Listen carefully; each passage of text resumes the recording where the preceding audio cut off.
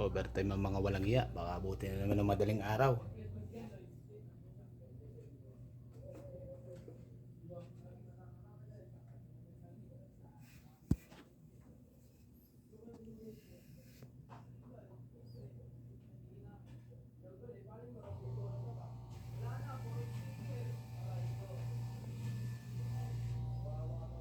Guys, no, alas 10 pasado na, no? Hindi natin alam kung anong oras matatapos to, no?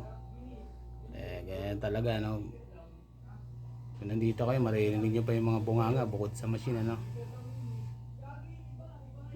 Tayo sa taas natin, no?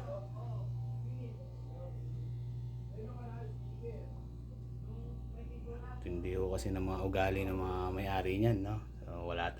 Sa harapan, maghapong ingay mga makina niyan. Alas 6 hanggang alas 10 ng gabi, no? Pag sinerte, malagpas pa alas 10 yan. So, ito naman, inaabot madaling araw.